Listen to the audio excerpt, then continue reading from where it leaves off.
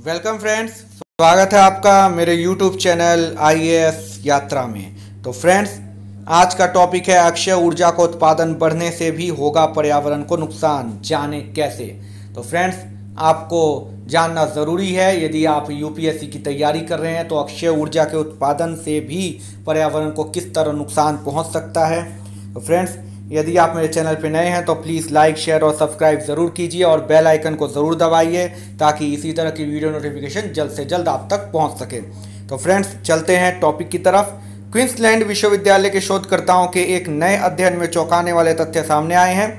दुनिया भर में एक और जहां अक्षय ऊर्जा को बढ़ाकर विभिन्न प्रकार के पर्यावरणीय समस्याओं से निजात पाने की बात चल रही है, तो वहीं अक्षय ऊर्जा के उत्पादन में लगने वाले अलग अलग धातुओं के लिए की जा रही खनन को जैव विविधता के लिए खतरा बताया जा रहा है। तो फ्रेंड्स, जो ये खनन होता है जिससे ये जो मेटल्स जुड़े होते हैं और जो बैटरीज होती हैं, मैं आपको यही बता देता हूँ कि ये किस तरह नुकसान वाला है। ये अक्षय ऊर्जा किस तरह हमारे पर्यावरण को नुकसान पहुँचाएगा।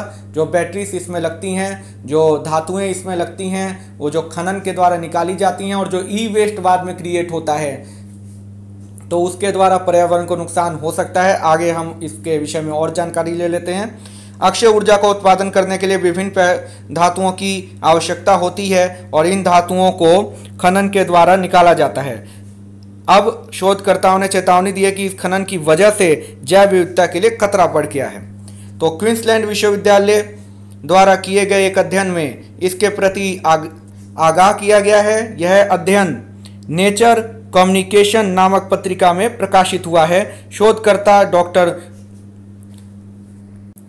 लारा सोंटर ने कहा कि अक्षय ऊर्जा उत्पादन में धातु की आवश्यकता जीवाश्म ईंधन की तुलना में बहुत अधिक होती है। इन धातु सामग्रियों के खनन में वृद्धि होगी क्योंकि जीवाश्म ईंधन को धीरे धीरे बंद करने की बात की जा रही है। डॉक्टर सोंटर ने कहा कि हमारे अध्ययन से पता चलता है कि लिथियम, कोबाल्ट, तांबा, निकल और एल्युमिनियम जैसी धातुएं अक्षय ऊर्जा के लिए आवश्यक हैं। फ्रेंड्स, आपके UPSC CSE 2021 के लिए बहुत ज़्यादा इंपॉर्टेंट है। आपको ध्यान में रखने की ज़रूरत है कि अक्षय ऊर्जा के उत्पादन के लिए कौन कौन सी धातुएं जिनका खनन ज़रूरी है, जो कि धातुएं ज़रूरी हैं वो चाहिए। लिथियम आपको बैटरी में यूज़ होता है, कोबाल्ट, तांबा, निकल, एल्युमिनियम, ये सब बहुत ज़रूरी हैं और धातुएं अक्षय ऊर्जा के लिए आवश्यक हैं ये। और खनन से खनिज समृद्ध जगहों में स्थित जैव विविधता पर और दबाव पड़ेगा।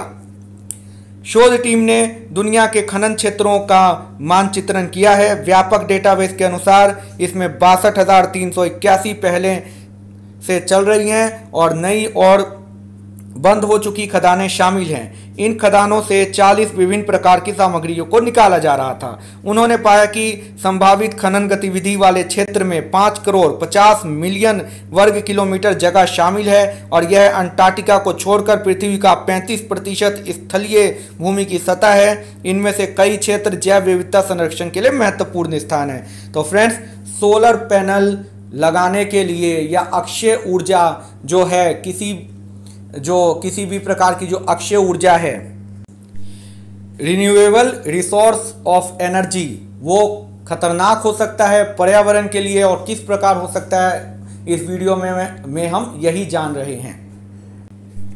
डॉक्टर सोंटर ने कहा कि सभी खनन क्षेत्रों में लगभग 10% वर्तमान में संरक्षित स्थलों के अंदर आते हैं और जिनमें से कई क्षेत्रों में खनन हो रहा है, वहां आसपास की बहुत सी प्रजातियों को भविष्य में संरक्षण के लिए प्राथमिकता देना जरूरी बताया गया है।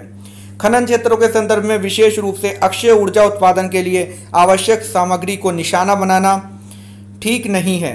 हमने पाया कि 82% क्षेत्रों में खनन अक्षय ऊर्जा उत्पादन के लिए आवश्यक सामग्री के लिए किया जा रहा है और जिनमें से 12% संरक्षित क्षेत्र में आते हैं, 7% प्रमुख जैव विविधता वाले क्षेत्र हैं और 14% जंगल हैं। तो जिन खनन क्षेत्रों में संरक्षित क्षेत्र और जंगल थे, वे जो अक्षय ऊर्जा में उपयोग की जाने वाली सामग्री के लिए थे, उन खनन क्षेत्रों की तुलना में खानों का घनत्व कम था जो अन्य सामग्रियों के लिए थे।